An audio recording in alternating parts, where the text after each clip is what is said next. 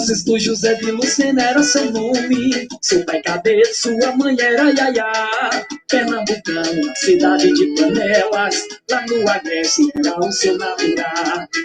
Seu nome era igual do seu avô. Trabalhador e muito destemido. É assassino, com força do destino. Ganhando alcunha do cangaceiro Dorino. Em Pernambuco, Paraíba e Alagoas, com o seu grupo começou a cangaçar. Entrando em vilas, povoados e cidades, os cangaceiros começaram a saquear. Mas Alagoas, um coronel patrão, muito medroso que Dorino quis se livrar. Pois o Dorino era muito perigoso e o coronel queria lhe matar.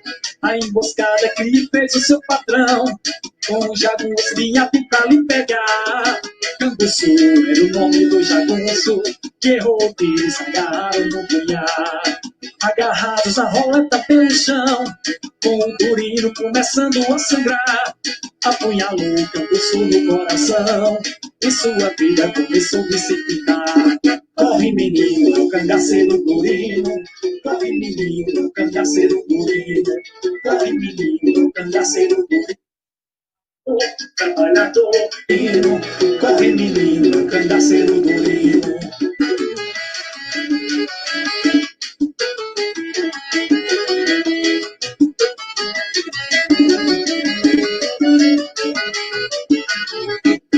Corre menino, cangaceiro Dorino. Corre menino, cangaceiro Dorino. Corre menino, cangaceiro Dorino. Corre menino, cangaceiro Dorino. Quando fechou a cidade de Bom Conselho, na Paraíba ele foi se resguardar. Saqueou, boa noite, Cléo Araújo. E a Pernambuco ele teve que retornar. Chegando em Panelas e falaram que boa noite, Rosivânia, Vaninha, tá em São Paulo.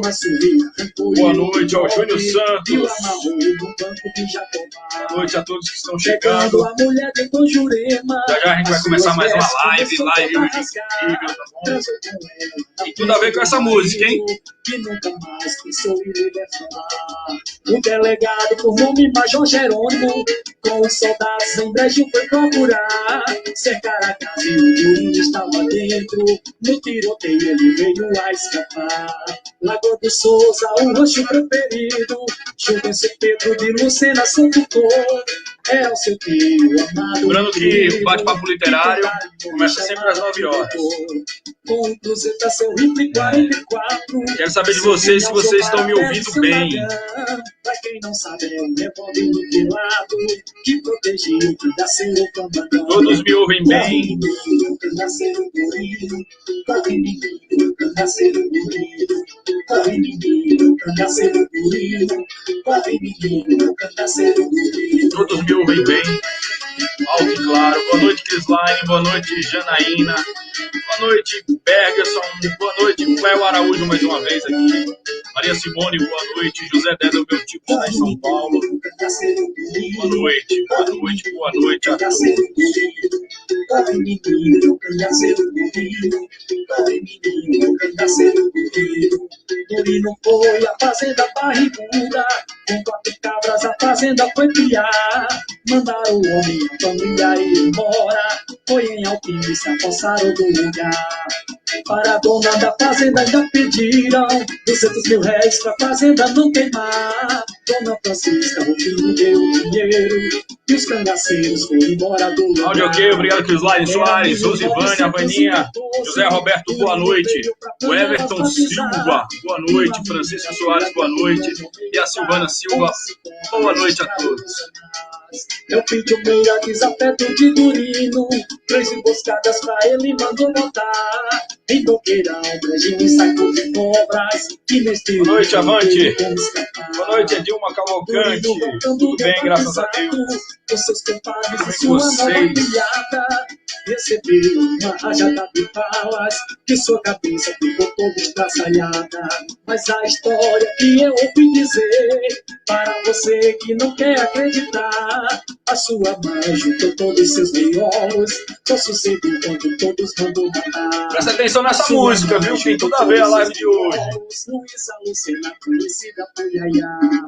Corre, menino, cangaceiro durinho. Corre, menino, cangaceiro durinho. Corre, menino, cangaceiro durinho. Corre, menino, cangaceiro durinho.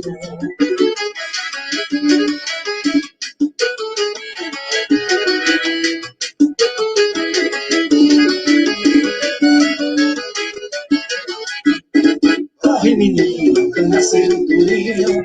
Corre, menino. Daqui a 2 minutos nós começaremos nossa live hoje. Hoje tem muita história, hoje tem muita coisa boa. Como sempre, papo literário. Corre, menino, cangaceiro durinho. Corre, menino, cangaceiro durinho. Corre, menino, cangaceiro durinho. Essa é mais uma do amigo Johnny de Brito, da cidade de Panelas. Esse sabe contar história.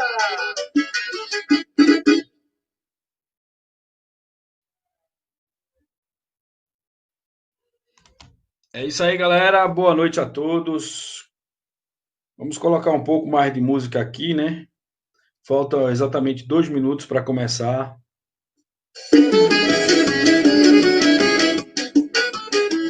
Boa noite, Tomás Oliveira. Meu parceiro.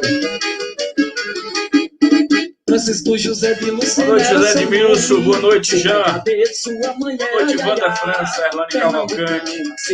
O doutor Pierre está muito bem, graças a Deus, se recuperando. Graças a Deus. Seu nome era igual do seu Depois do susto, né? Trabalhador e muito destemido. É assassino, com força do destino. Boa noite, Dayana Rufino. Em Pernambuco, Paraíba e Alagoas, com o seu grupo começou a cangaçar. Entrando em vilas, povoados e cidades, os cangaceiros começaram a saquear. Nas Alagoas, um coronel patrão, muito medroso e Durino quis se livrar, pois o Durino era muito perigoso e o coronel queria lhe matar. A emboscada que lhe fez o seu patrão, com o jagunço vinha pintar lhe pegar. Canguçu era o nome do jagunço, que errou eles agarraram no punhar. Agarrados a roleta pelo chão, com o Durino começando a sangrar. Apunhalou o Canguçu no coração. E sua Sinalva. vida começou a se pintar. Boa noite, Maria Aparecida. Cangaceiro Durino. Boa noite, Jane. Julião Filho, boa noite. Encontro verdadeiro hino panelense. Eis a questão, Castelo.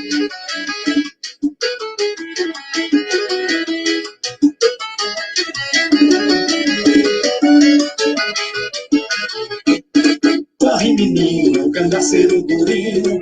Corre, menino, cangaceiro Durino. Corre, menino, cangaceiro Durino. Corre, menino, cangaceiro Durino. Quando fechou a cidade de Bom Conselho, na Paraíba ele foi se resguardar. Saqueou o povoado de Piara, e a Pernambuco ele teve que retornar. Chegando em Panelas e falaram que Tom Jurema vivia de maltratar. Deu uma surra, arrancou-lhe o bigode e o amal.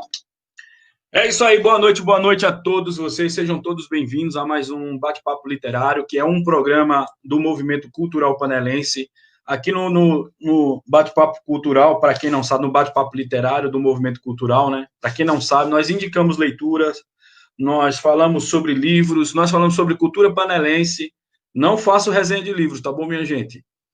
É uma resenha bem grosseiro modo falando, mas eu estou pensando em abrir um canal especialmente só para fazer resenha de livros, mas eu não faço resenha de livros aqui.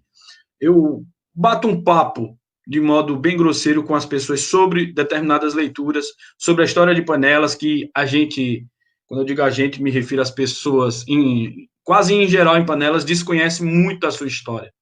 Então, esses programas que tem do movimento cultural, como Café com Política, o Bate-Papo Literário, e outros programas do movimento cultural panelense, ele vem para difundir a cultura panelense. Por exemplo, hoje eu vou falar de um cara que quase ninguém conhece, que a gente nunca ouviu falar na escola, como, por exemplo, a gente nunca ouviu falar na escola da Guerra dos Cabanos, que aconteceu em Panelas, em Alagoas, né, e também Panelas foi o epicentro. Nós nunca ouvimos falar e outras revoltas que teve em Panela, como, por exemplo, ainda estou um pouco rouco das comemorações da libertação de Panelas de um sistema político carcomido, né? Que, graças a Deus, nós nos libertamos. Mas não vamos falar em política, porque a política passou, a gente precisa descer do palanque para arrumar a cidade, né? E nós começamos isso pela cultura, né? Pela informação. A informação é a única coisa que liberta o cidadão das amarras da ignorância, né? E quando você procura adquirir mais conhecimento, né? Mais, vamos dizer assim, mais produtos intelectuais, né? Através da leitura, através dos estudos, através de informação, ou através da cultura como um todo, né? É que nós não, vamos dizer assim, não caímos com facilidade nesses tipos de política, ou nesses tipos de amarras políticas, de grilhões, como eu gosto de chamar, né? E como eu ia dizendo, Panelas tem muita história que as pessoas desconhecem. Por exemplo, Panelas teve a Guerra dos Cabanos, Panelas teve a Revolta do Padre Coco, Panelas teve a Batalha do Rio Feijão, que é um dos capítulos da Guerra dos Cabanos. Panelas teve até cangaceiro panelense nós tivemos. E é sobre esse cangaceiro que nós vamos falar hoje, minha gente. Deixa eu dar boa noite aqui a Carmen Lúcia, a Nilza, ao grande mestre Walter Silva, Michele Santos. Boa noite, boa noite. Boa noite, Elitiane Melo. Boa noite. Boa noite também a Maria Anunciada. Boa noite. O que é que a Vaninha está dizendo aqui? Vaninha está dizendo, vocês trazendo isso pela rede social ajuda muito com a nossa cultura. Que é linda. Muitos não sabemos a verdadeira origem. Verdade, Vaninha. E hoje nós vamos falar sobre um cangaceiro panelense. Hoje eu vou contar a história, mais ou menos, para vocês, de um cangaceiro panelense que tinha por, vamos dizer assim, por pseudônimo ou por apelido, né, como a gente costuma dizer aqui, Durino. Mas que, na verdade, o seu nome era Francisco José de Melo. Ele era da família, para quem não sabe, de João Juvencio. Quem já ouviu falar em João Juvencio? Família Lucena, família de Brito, família de Genilson. Boa noite, Alejandra Ruiz. Boa noite, Fernanda Nanda, lá do Amolar. Um abraço a todos do Amolar. Boa noite, Eraildo Silva. Boa noite a todos, sejam bem-vindos. E para não cortar o meu raciocínio aqui, nós estamos falando hoje sobre um cangaceiro panelense. Esse cangaceiro ele nasceu na vila do Bebedouro. Para quem não sabe, Bebedouro era o nome da cidade de Agrestina, certo? O Durino, ele era filho de uma mulher chamada Iaiá, né? Se tem nos históricos somente isso. E essa música que eu toquei no começo da live, ela foi escrita baseada justamente na história deste cangaceiro panelense. Quem foi Durino, minha gente? Quem aí já ouviu falar de Durino? Parabéns, J. Andrade, Silvaneide Alves. Boa noite, Ivone Francisca. Se você já ouviu falar no cangaceiro Durino, da cidade de Panelas, vocês escrevem aí no comentário, tá bom? Jane Costa, boa noite, mestre. Boa noite. Bezinha Duarte, boa noite. Boa noite, André Silva. Boa noite a todos. E aí, vocês já ouviram falar no cangaceiro Durino? Ou Francisco José? Ou o famoso Francisco José, que era o seu nome de batismo, Francisco José de Lucena. Pois bem, vamos entrar na história de Durino agora. Durino foi terror para alguns e era símbolo vamos dizer assim, de segurança para outros. Por quê? Durino, ele era um rapaz comum. Durino era um rapaz comum, vivia aqui no Agreste pernambucano, só que a mãe dele morava em Bebedouro, que hoje situa-se a cidade de Agrestina, né? E ela casou-se, ela era casada, ficou viúva, né? O nome do pai do Durino era filho único do seu pai, que todo mundo conhecia o pai do Durino como Cadete. E nos livros de história, ou nas fontes que nós temos, né, nós temos somente esse nome de Cadete, que aparentemente é só um pseudônimo do pai de Durino. E o pai de Durino morre, Cadete, a mãe dele casa com com outro homem, que é chamado Tranquilino de Barros Correia. Vocês aí vão fazer a junção, ou vocês vão ligar aí o sobrenome de Barros Correia, né, com a família de Valdir, do professor Valdir, que o nome de Valdir é Valdir de Barros Correia, se eu não me engano. O Walter Silva está dizendo aqui, boa noite, Israel Pereira, boa noite, Kisline, nunca ouvi. Francisco Soares, eu não. Walter Silva está dizendo, já ouvi, mas faz muito tempo. É isso aí, mestre Walter.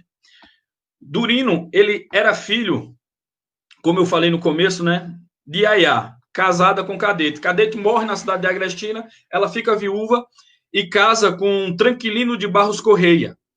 E depois disso ela tem mais 3 filhos, que é o Antônio Tranquilino, o Bernardo Tranquilino e José Tranquilino Lucena de Barro Correia. E eles vêm morar em Panelas, na época, né? Na época, lembrando que Panelas era, vamos dizer assim, era muito maior do que é hoje. Panelas é grande ainda, né? Comparado a outros municípios, tem mais de 300 quilômetros quadrados, né? Tem mais de 300 quilômetros quadrados. E Panelas ainda era maior, porque abrangia o município de Cupira, né? Parte do município de Agrestina, parte do município de Altinho, parte do município de Los Quipa, que é Quipapá, que eu chamo carinhosamente de Los Quipa. E tinha uma vila chamada Lagoa do Souza, que também fazia parte de Panelas. Como eu disse, havia várias freguesias e vários, vamos dizer assim, vários distritos que faziam parte de Panelas. Lagoa dos Gatos também fazia parte de Panelas, e Lagoa do Souza, que é o segundo distrito de Lagoa dos Gatos, ele também fazia parte de Panelas, e foi justamente ali onde Durino foi morar com sua mãe, né? E depois de casar-se com seu padrasto. E o que acontece? Durino era um rapaz aparentemente tranquilo, um rapaz aparentemente comum, até que um belo dia ele se envolve numa briga de jogo, por conta de jogo de azar. E acontece que Durino, né, ele se torna assassino por força do destino, vamos dizer assim, ou numa tentativa de se defender, Durino vai ali, naquela briga, e acaba por matar um jovem da família Muniz. A família Muniz, ela é muito conhecida em Lagoa dos Gatos até hoje, e foi ali no Lagoa do Souza, que hoje se chama Lagoa de Souza, né? Antes era Lagoa do Souza. E após matar esse rapaz da família Muniz, que era uma família grande e ainda é em Lagoa dos Gatos, ele tem que fugir. E ele foge para onde? Para Alagoas. E lá em Alagoas ele é, vamos dizer assim, sustentado por um senhor de engenho, que também é muito famoso, né, por usar, vamos dizer assim, matadores, cangaceiros e outras coisas. José Edmilson, meu amigo São Paulino, estava dizendo, eram os cabanos lá de Arrachão, será? Boa noite, Helson Saraiva. A família Cadete, está dizendo aqui, a família Cadete está toda inserida nas regiões entre Lagedo, Calçado e Jurema. E pode botar em Agrestina também, Israel Pereira. Boa noite, Lea Aguiar. Boa noite, estou aqui em São Paulo acompanhando. Um abraço. Ou de Cafundó, exatamente, meu amigo São Paulino, matou a charada. O Durino, minha gente, depois que ele mata o rapaz, ele corre para as Alagoas. Chega nas Alagoas, ele começa a trabalhar para o senhor de engenho. E ali ele se torna assassino de aluguel, né? Ali na Alagoas, naquela época, só situando as pessoas que estão assistindo a live, havia muitos homicídios por conta de encomenda. Né? Ainda hoje existe, mas numa escala muito menor do que antes, né? E o assassinato, a pessoa que vivia de assassinato de encomenda, era tido até como vamos dizer assim, como um ato viril, um ato de virilidade, né? Felizmente, as pessoas tinham essa visão ultrapassada, né? Quando a pessoa se tornava um matador de aluguel ou algo nesse sentido. E Durino, ele se torna isso. E ele começa a trabalhar para esse senhor de engenho que o sustenta, que o mantém longe de Panelas, porque ele não poderia voltar para Panelas por conta do assassinato que ele cometeu. E ali ele começa a fazer vários serviços para esse senhor de engenho. E lá, as pessoas da região começam a respeitar muito Durino, inclusive o próprio coronel, que o tinha recebido em Alagoas, passa a temê-lo por conta vamos dizer assim, da ferocidade dele, né, da violência que continha no espírito de Durino, que era um caba macho, entre aspas, né? E Durino ali, ele viveu muitos anos. sobre a guarda do senhor de engenho. O senhor de engenho, até que um dia, ele manda, ele com medo de Durino, né, porque Durino já estava ganhando muita fama, ele bola um plano para armar a morte de Durino. E ele pede que Durino vá expulsar um camarada por nome de Cabuçu, né, que havia ali na fazenda dele, que também era um matador muito feroz, inclusive era compadre do senhor de engenho. Só que Durino não sabia que por trás deste plano, né, de ir lá tentar expulsar o rapaz, mandar um recado, já havia um combinado entre o senhor de engenho e esse Cabuçu, que quando alguém chegasse lá na casa de Cabuçu e dissesse que tinha um recado do coronel para ele, era um sinal, era como se fosse a chave para que Cabuçu matasse essa pessoa, porque ele estaria oferecendo risco ao coronel. E o que acontece? Durino, já meio desconfiado, ele se abriga ali no oitão da casa. O oitão é o terreiro, tá bom, minha gente? O oitão é ali o terreiro, é a frente do imóvel rural, né? As pessoas de antigamente sabem do que eu estou falando, se chamava oitão ali, né, no terreiro. E ele ali se abriga e dá o grito. Diz assim, olha, eu trouxe um recado para você. Só que quando ele dá o grito e se abriga, houve-se disparos de arma de fogo. E o que acontece? Durino ali não é atingido, né? E, de repente, sobre o clarão da lua, o Cabuçu pula no meio do terreiro e se agarra com Durino no punhal. E eles começam ali uma briga de punhal. E Durino, ele é atingido 3 vezes no estômago por um punhal. Só que Durino acaba por matar o Cabuçu.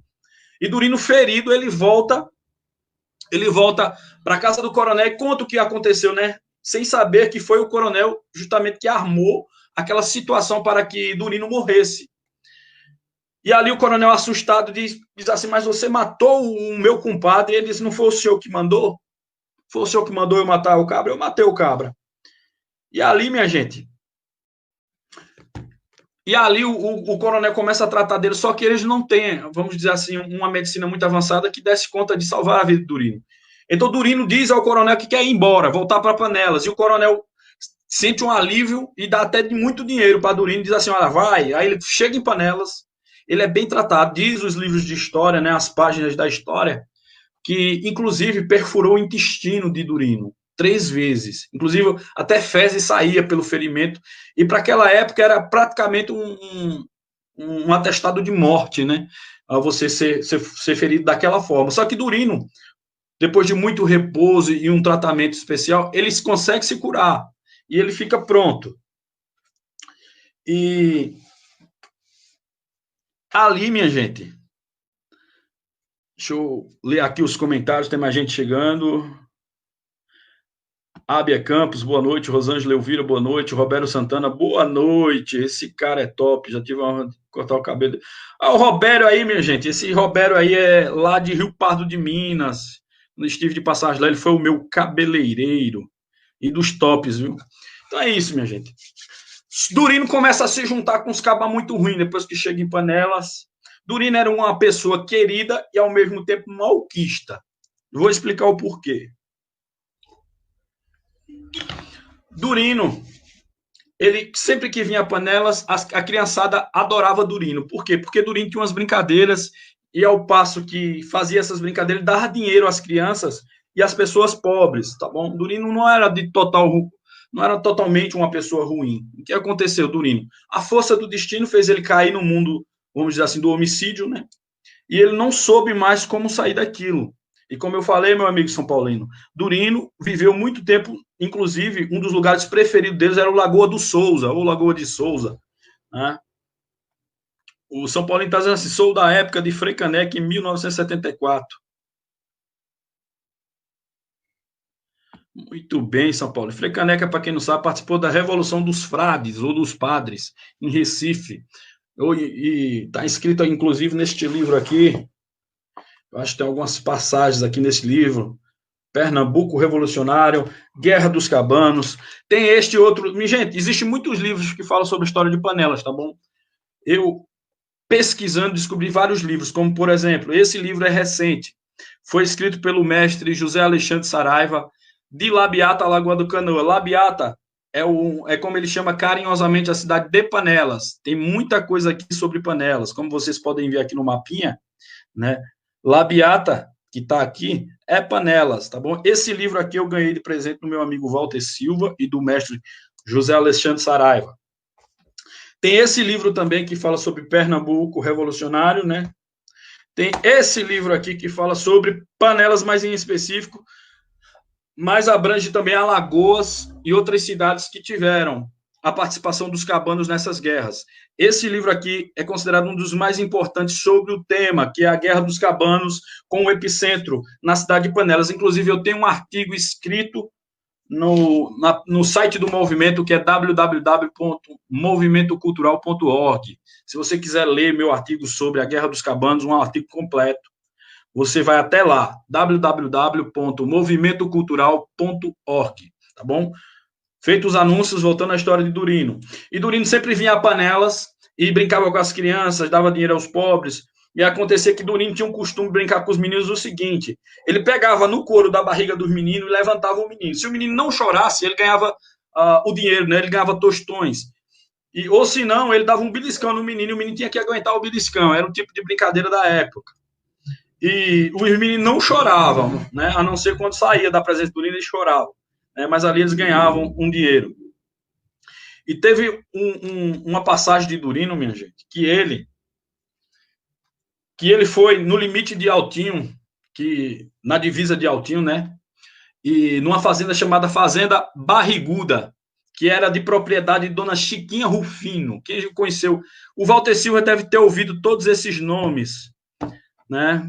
Chiquinha Rufino. Ela tinha uma fazenda ali nos limites entre Panelas e Altinho. E ali, o Durino se juntou com mais uns camaradas, mais uns amigos dele, foi lá e tomou a fazenda da Dona Chiquinha Rufino. E aconteceu que ele, encontrando o vaqueiro lá, ele deu ordem, disse: olha, você tem 3 horas para abandonar essa fazenda aqui. E o vaqueiro, quando olhou e reconheceu Durino, ele ficou muito assustado. Inclusive, ele reuniu tudo e ia-se embora. Aí Durino disse: só deixa somente 2 coisas: o pote e a jarra de água. Não leve, não. Aí deixou. Chegando na cidade, o vaqueiro avisou a dona Chiquinha Rufino que Durino havia invadido a sua fazenda e a única coisa que ela disse foi: deixe Durino lá que uma hora ele sai. Então, ela não queria se meter com Durino. Após esse acontecimento, Durino, com seus amigos, pega os animais ali da fazenda, abate eles, vende parte dos animais, da carne dos animais, né, para adquirir outro tipo de alimentação que não seja carne, arroz, farinha, essas coisas. E durante aquele preparo ali dos animais para venda, um dos parceiros deles pergunta a Durino, diz assim: ó, Durino, você não acha que Dona Chiquinha Rufino ficou com raiva de você, não? E Durino diz assim: olha, mas eu vou provar para vocês que ela me ama, que ela gosta de mim, que ela continua gostando de mim. Eu vou pedir 200 mil reais para ela e vocês vão ver se não chega na minha mão.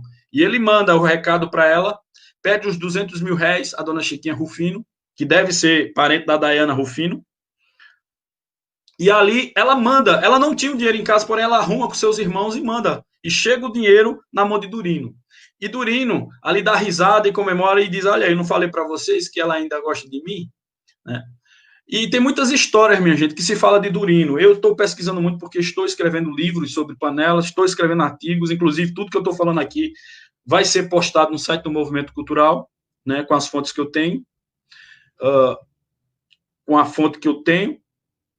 vai ser postado dentro do site do Movimento Cultural. Tem outra passagem sobre Durino, quando ele sai de Panelas.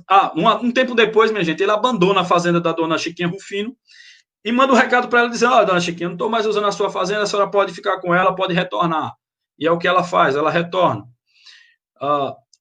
Em contrapartida, eles,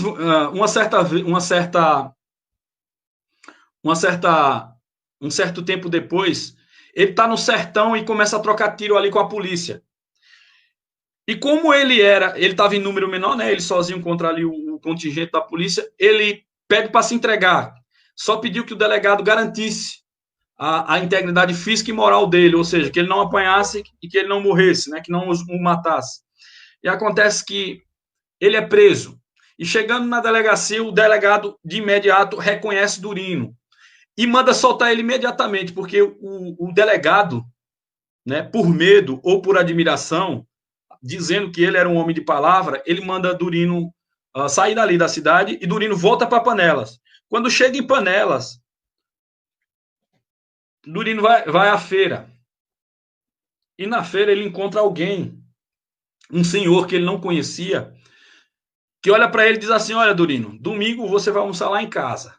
Sábado, no domingo, amanhã, no caso, que eles estavam na feira, e a feira de panela sempre foi dia de sábado.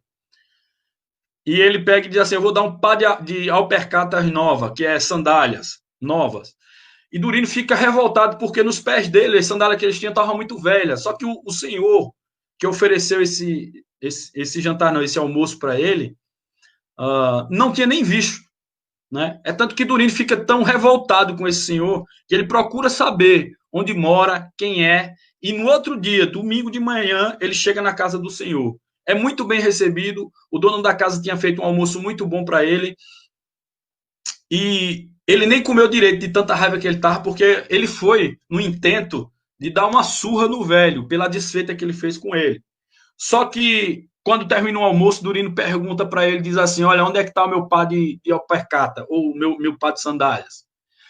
E o homem chama ele para o quintal, e quando chega no quintal, ele mostra um cavalo selado, todo arriado, como chama, né, com os arreios.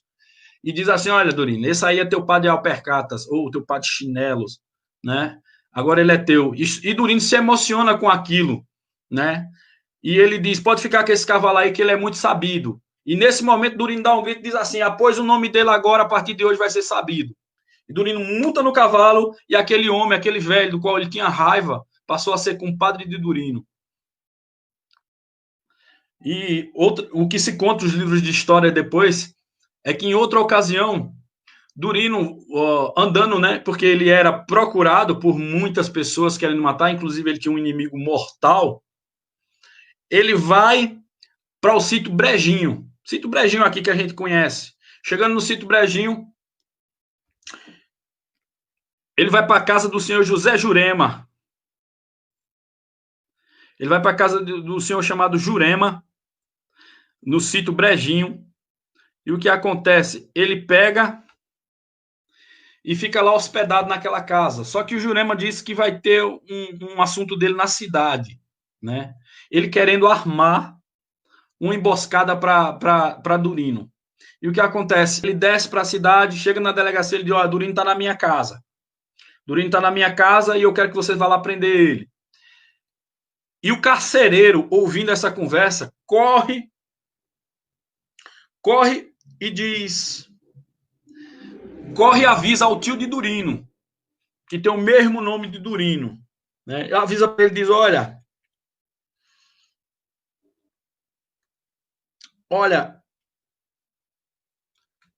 estão montando uma emboscada para o teu sobrinho. E Durino, como considerava muito seu tio, ao qual ele chamava até de tio doutor, pela consideração dele, né? Ele corre, chama mais 2 camaradas de sua confiança, o tio de Durino, e se abriga no mato. Nisso a polícia sobe para o Brejinho para prender Durino. E quando ele chega na casa de Jurema, a polícia chega, faz o cerco ali na casa. O que acontece? Durino se abriga em cima da parede. Lembre-se que sempre tem aquele vão em cima das paredes, né? Que tem a cumieira, como é conhecido aqui no interior, né? A cumieira. E Durino está em cima da parede. E Durino diz assim: olha, vá-se embora, que eu não quero confusão não quero aperreio não com vocês. Só que isso não acontece. A polícia quer levar Durino de qualquer jeito. Em contrapartida, seu tio estava com mais 2 cabras, vamos dizer assim, amaziados no mato, esperando a polícia passar com o Durino preso para tirar Durino da mão da polícia. O que acontece? Durino pula de cima da parede já com a pistola mouse na mão, que é uma arma da época, né, uma pistola. E Durino mete bala, senta a bala na polícia. Sente bala na polícia e consegue fugir. Nisso a polícia não consegue capturar Durino e desce. Ao descer, o tio de Durino, o tio doutor, como era conhecido, ele vê que Durino não está junto com os policiais, ou no caso, a polícia não conseguiu capturar Durino. Então eles fazem o quê? Eles continuam abaixados no mato e esperam a polícia passar. Quando a polícia desce para a delegacia de volta, eles sobem para o sítio Brejinho para tentar encontrar Durino. E quando ele chega lá, tá Durino com o velho Jurema nas mãos, arrancando o bigode de Jurema, porque no outro dia Jurema ia para a feira. E só não matou Jurema por conta da intervenção do seu tio doutor. Veja como é as coisas. né? E passa-se a história, né? Ele não mata o Jurema, ele apenas arranca o bigode dele, que era um sinal de desonra para a época, para você que não está inteirado, né? Eu sou um pouco conservador, eu conheço um pouco dessas histórias, sou mais conservador do que caixa de maisena. E ele arranca todo o bigode ali do velho, Jurema, e vai embora. E que, em outra parte da história, conta-se que Durino ficou sabendo que uma pessoa de um engenho estava chamando ele de cabra safado e dizendo que ele não prestava para tentar ganhar ponto ali, né, para as pessoas acharem ele corajoso.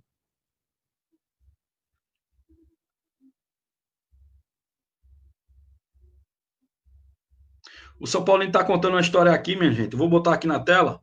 Josias, uma das professoras de panelas de grande expressão na época, digo em 1981. Hoje mora próximo ao trevo de Panelas, mas ninguém lembra dela, pois ela chama Dona Notinha. Era.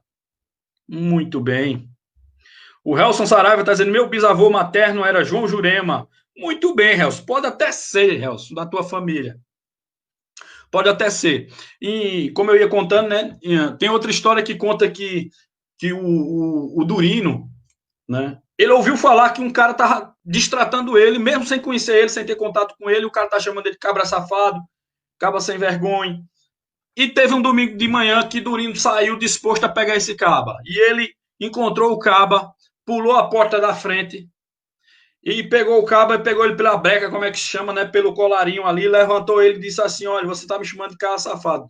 Deu uma pisa nesse cabo e amarrou o banco. Daí ele comete um ato hediondo, Durino. Lembre-se que eu disse que Durino não é herói, viu? Durino não é herói.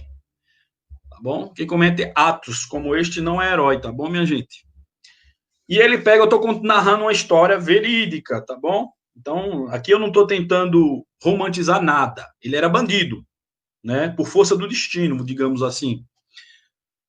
E Durino amarra o cara no banco, num banco de Jatobá que tinha lá, amarra ele, chama ele de caba safado, dá-lhe uma pisa, só não vai matar ele. Então ele pega, vai no quarto, que a mulher da casa estava presa, ela trancou a porta, ele ameaçou de derrubar a porta, pediu que ela saísse de dentro do quarto. E ela pega e abre a porta do quarto ali e sai. E ele pega, rasga a roupa da mulher e mantém relações sexuais com ela na frente do marido dela. E diz que é para ele aprender, né? Para ele aprender que ele era um homem de verdade, né? Coisa estúpida de se fazer, coisa hedionda, um crime hediondo. E ele diz que agora a mulher dele teria um filho de um homem de verdade. Veja que absurdo, né? Veja que crime hediondo. E ele sai dali e vai-se embora, né? E Durino começa aquela vida de crimes, e ele é conhecido, e ele passa a receber o nome, depois de todos esses crimes hediondos, de Cangaceiro Durino, né? Como eu falei, sua mãe Yaya. Há relatos que Durino morou em cima do velho Bilhar, de seu Antônio do Bilhar ali. Diz que a casa dele era ali, né? Que a mãe dele locou aquela casa ali por algum tempo, né? E eu vou entrar nesse detalhe mais um pouco, tá bom? Lembrando que não tem nos livros de história esses detalhes. Esses detalhes eu já ouvi de outras pessoas. Boa noite, Alex. Manda um abraço para Belo Horizonte, Minas Gerais. Um abraço para meu Belo Horizonte, minha Minas Gerais, que eu aprendi a amar. E, continuando a história, minha gente, Durino tinha um inimigo mortal, como eu falei para vocês de início, né? O nome dele era Eupídio. Ele tinha um inimigo mortal que seu nome era Eupídio. E o que aconteceu? Eupídio, há muito tempo, queria matar Durino. Queria matar Durino. E ele fez, ou ele armou, né, 3 emboscadas. Por quê? Porque Durino havia recebido uma filha de um fazendeiro para ser sua afilhada. E ele estava na igreja de Panelas. E sabendo disso, Eupídio, que era seu inimigo mortal, armou 3 emboscadas, porque ele teria que passar ou pelo sítio Boqueirão, pelo sítio Brejinho, ou pelo sítio Saco de Cobra. Sabia que vamos dizer assim, nessas 3 estradas havia um caminho que cruzava os 3. E ele teria que passar por um desses. Então ele manda, né? Ele se arma junto com pessoas de sua confiança, e ele vai ali e consegue encontrar Durino. E ele mata Durino, né? Só que a história é um pouco incomum. Durino está em cima do cavalo, voltando da festa de batizado, ou melhor, indo à festa do batizado, que seria o almoço na casa dos pais, né, dos compadres dele. E quando ele vai na frente, sempre na frente ali com o seu cavalo sabido, com sua espingarda, que ele chamava sua espingarda ele chamava de jararaca, né? Jararaca era o nome da espingarda dele, e sempre andava com um punhal. E quando ele vai ali na frente, ele sente um tiro, e o tiro pega justamente nas costas dele. E quando ele é atingido, ele já se vira com a pistola, e quando ele olha, que ele faz mira, né, para trás, ele vê o compadre dele, e ele diz assim: ô compadre, por que tu fez isso? E ele desfere um tiro mortal no peito do seu compadre, que acabara, né, de dar sua filha como afilhada do Durino. Só que Durino não vê que não foi ele. Por quê? Porque depois, em seguida, há mais tiros atingindo Durino. Durino, como tinha o seu cavalo sabido, e ele, né, tinha esse nome, não era à toa, era um cavalo muito sabido, treinado, esse cavalo dispara em carreira com Durino em cima. Só que chega um momento que Durino não aguenta e cai do cavalo. E ele é arrastado cerca de 100 metros pela estrada dentro. Como é mais na frente, ele se solta do cavalo. O seu cavalo corre até Lagoa de Souza para a casa dele e fica lá. E Durino, quando está caído ali, Eupídio, junto com seus comparsas, com seus capangas, ele chega em Durino e dá mais 17 tiros, né? E acaba com a vida de Durino. Diz os relatos históricos que Durino ficou tão ferido, a coisa foi tão feia, que a cabeça dele se estraçalhou. Os miolos da cabeça dele voou. E tiveram que juntar num lenço. E a história ainda diz que foi sua mãe, Iaiá, que juntou os miolos de Durino. E ela disse, fez um juramento, que só iria descansar em paz, que só iria morrer em paz, quando ela mandasse matar todo mundo que estivesse envolvido na morte de Durino. E alguns relatos, agora não escritos, mas verbais, diz que ela travou uma guerra. Inclusive, ela foi morta nessa guerra. E ela, de cima do bilhar, conseguiu matar Eupídio, que foi o mandante do crime. E ela atirou lá de cima e conseguiu matar Eupídio, segundo alguns relatos, inclusive do meu amigo Johnny de Brito, que foi quem fez essa música que vocês ouviram no começo da live, do Cangaceiro Durino, que já vou passar ela mais uma vez para vocês ouvirem. Tem outro relato que, assim como todo herói, né, ou todo personagem histórico, ele não fica retido só na sua cidade. Tem uma passagem, inclusive, que fala sobre Durino em uma cidade próxima a Garanhuns chamada Bom Conselho, que aí ficou conhecido como o capítulo Durino fecha a cidade de Bom Conselho.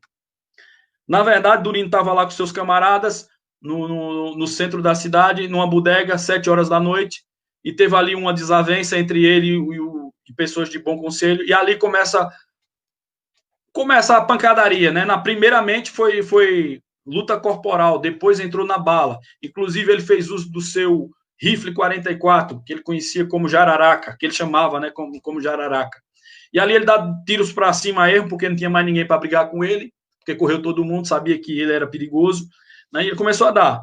Só que o pessoal de Bom Conselho começou a dizer no outro dia, disse, olha, vocês viram que Durino fechou a rua, que Durino fechou o centro da cidade, mas semanas depois essa história, né, como aquela história do telefone sem fio, né, que a notícia sempre chega diferente do que quando é recebida, né, você vai passando a história, ela vai sendo aumentada, daí chega em panelas dizendo que Durino havia fechado o Bom Conselho, na bala, veja. E Durino morre, como eu narrei, né, só que a história de Durino, ela sobrevive ao tempo. Hoje em dia existem pessoas mais interessadas em resgatar essas histórias.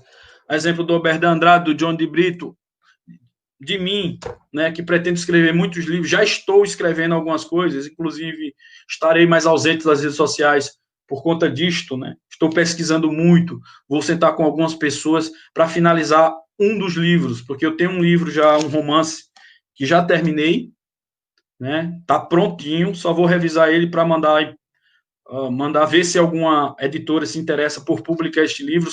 Vocês sabem que publicar livro não é barato. Vocês sabem que publicar livro não é fácil no Brasil, né? Infelizmente. Mas já tenho um inscrito e vou terminar o outro ainda este ano, tá bom? E este outro é especialíssimo, porque narra a história de um personagem surpreendente de Panelas, que vocês vão ficar conhecendo no lançamento. Não vou falar quem é, não posso falar também, por questões de direitos autorais. Mas vocês ficarão sabendo e terão a oportunidade de ler esse livro que fala sobre a história de um pedaço da história de Panelas.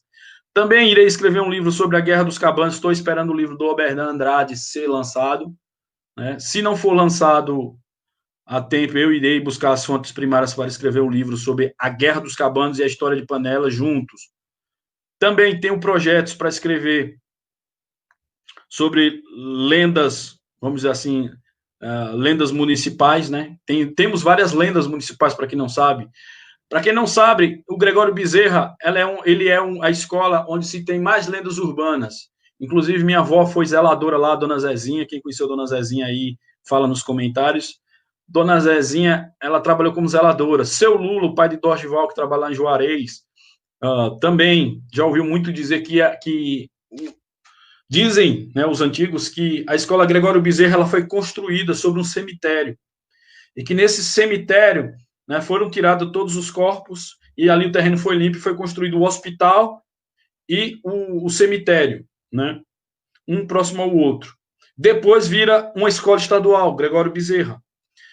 E há lendas urbanas que existe uma mulher que ela trafega aquela rua em frente ao Gregório Bezerra. Várias pessoas já viram essa mulher, toda de branco, e dizem que ela faz muito barulho dentro da escola Gregório Bezerra. Tem pessoas que acreditam nessas lendas, né? E diz que essa mulher ela passa como se fosse uma debutante no meio do pátio do Colégio Gregório Bezerra e atravessa a rua Joel Raimundo ali para o outro lado. E várias pessoas já contaram esse relato que tiveram essa visão. Olha, a Rosângela Maria está dizendo, também lembro dessa história. Tem outra lenda urbana que vocês também, muita gente já ouviu falar, que é a briga de tochas atrás do cemitério num local chamado Pedra do Vento. Né? Inclusive, quando eu era moleque, eu tinha muito medo dali. A gente saía à noite, eu sempre gostei de andar à noite, né, caçar essas coisas, na época, e a gente, quando olhava para cima da Pedra do Vento, via luzes, uma passando por dentro da outra, e dizia-se que eram tochas, né, tochas, que eram como se fossem entidades, como é que eu posso dizer, que não vivem nesse plano, né, mas que vieram e que ficavam brigando. E ali, para quem conhece aquela região ali da Pedra do Vento, ali tem o quê? O cemitério da Saudade, né? E diz que inclusive tinha um senhor chamado Amaro Torres, lá do sítio Jundiá, né? O sítio Jundiá da Capelinha, que é chamado Jundiá de Cima. Dizem que ele ficou cego por conta de uma tocha. Ele morreu, ele é irmão do seu Manuel Vieira. E dizem que ele tinha uma briga de tocha, ele foi se meter no meio e acabou ficando cego de um olho. Eu conheci ele, o seu Amaro, e realmente ele tinha um problema no olho que ele ficava piscando direto, esse olho, se eu não me engano, o esquerdo. E essas lendas serão escritas também, tá bom? Como o pessoal aqui está dizendo, também conheço essa, a Cris Line está dizendo misericórdia, a Daiane Rufino está dizendo, meu pai fala dessas tochas, tenho medo dessas coisas. O André Silva, quando era criança, tinha um medo danado. Passar em frente ao Gregório Bezerra, tá vendo? Essas lendas, minha gente, são lendas urbanas panelenses, resgatando a história e a cultura panelense, graças a Deus e mestres da literatura como você, meu amigo. Eu vi tochas em cruzes, e minha avó dizia que era crianças que morreram pagãs. Tem essa história também, Helson, realmente. Eles dizem isso mesmo. Pessoal, todo mundo aqui confirmando que viu tochas. Tem muitas outras histórias, minha gente. A minha avó contava. São Paulinho está dizendo aqui, eu vi 4 tochas brigando em 1990 aí na Serra da Bica. Rapaz, eu nem acredito e nem desacredito. Eu não vi, né? Eu, assim, impressionado às vezes pelas pessoas me contarem, quando a gente olhava para aqueles lugares, a gente às vezes imaginava aquelas coisas.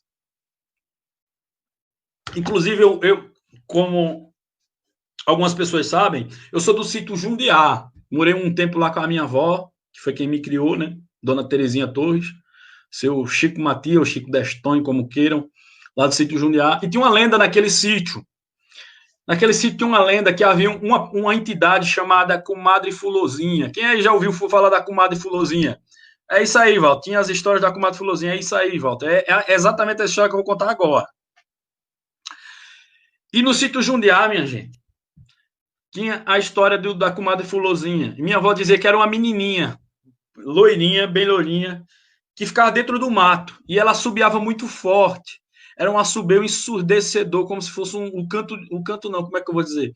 Como se fosse o ruído de um sagui, só que muito mais fino, que se você parasse para ouvir aquilo assobio, você acabava por ser encantado por ela e levado para dentro do mato.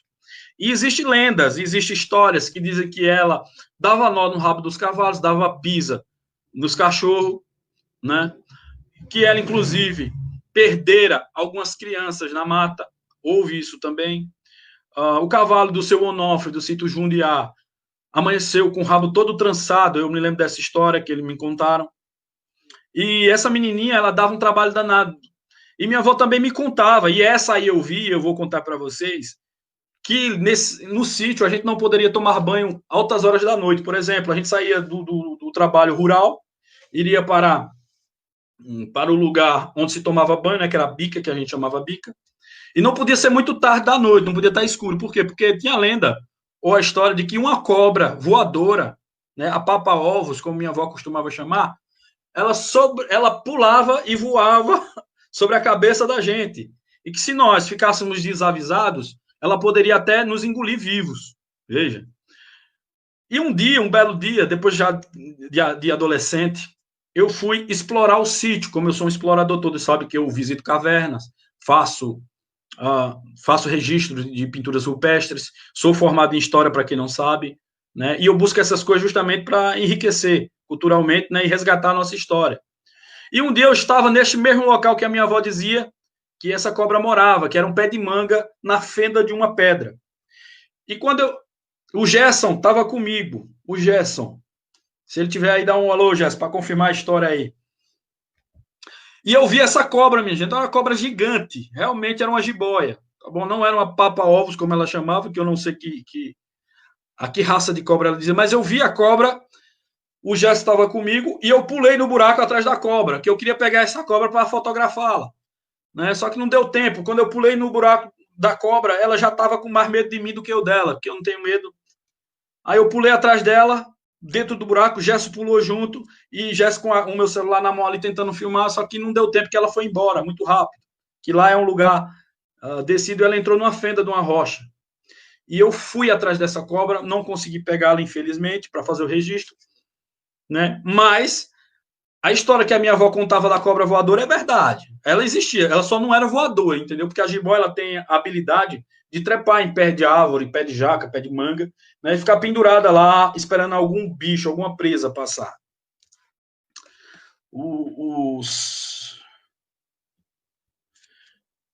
Minha bisavó era mateira e levava fumo para ela toda vez que ia para o mato. Um dia ela esqueceu o fumo e tomou uma surra e ficou aerada. Foi encontrada sentada numa pedra próxima à rocha de Cruzes. Olha aí, minha gente.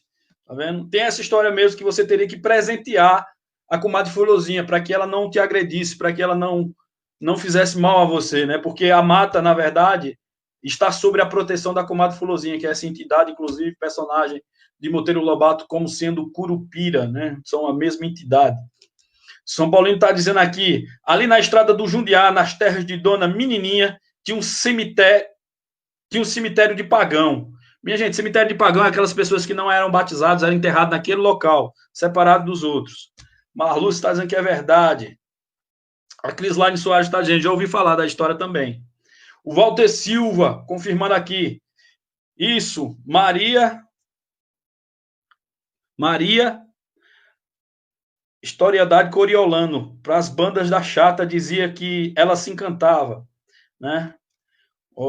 Maria de Nazaré está dizendo, J. Andrade conhece as pinturas do sítio letreiro de Altinho. Ainda não, Maria Nazaré, mas pretendo conhecer se Deus permitir. Crislaine Soares está dizendo, prefiro acreditar nas histórias do que ver com meus próprios olhos. Calma, Crislaine, calma. Eu já andei muito, minha gente, não vou mentir para você. Já andei no mato à noite, de dia, de todo o horário, eu sempre acampei, sempre fiz essas aventuras. Nunca vi nada a não ser bichos selvagens. Né? Já encontrei vários bichos selvagens. Mas essas histórias, como eu estava falando para vocês, né, elas farão parte de um livro, né, onde eu quero deixar registrado todas essas histórias que nós vamos chamar de lendas municipais. Né, o título do livro com certeza será outro, mas essas lendas municipais e regionais vão entrar neste livro. Estou escrevendo, quase terminando um livro. Ele vai ser fino porque se tem pouca coisa sobre esse personagem, mas que é um personagem que realmente existiu em Panelas, que o meu mestre Walter Silva sabe bem quem é. E o livro sobre a Guerra dos Cabanos e o livro sobre a história de Panelas, a verdadeira história de Panelas, tá bom? Existem duas versões. Existe a versão do cara de Garanhuns que comprou aqui um lote de terras e existe a versão do coronel, né, que comprou aqui um lote de terra e depois fundou a igrejinha, né, a capelinha. E vou escrever a versão original, tá bom? Que a gente tem mais, vamos dizer assim, mais fontes primárias para se basear, tá bom? O Walter Silva está dizendo Coriolando era um homem, Jota. Muito bem, Walter. Coriolando, nome bem distinto, né? Então é isso, minha gente. Eu agradeço a todos vocês pela live rápida, contar um pouco da história do Durino, né, que foi um cangaceiro panelense. Tenho certeza que quase ninguém nunca ouviu falar em Durino, quase ninguém ouviu falar nessa história surpreendente desse, vamos dizer, desse anti-herói, né? Anti-herói no sentido Marvel Comics falando, né?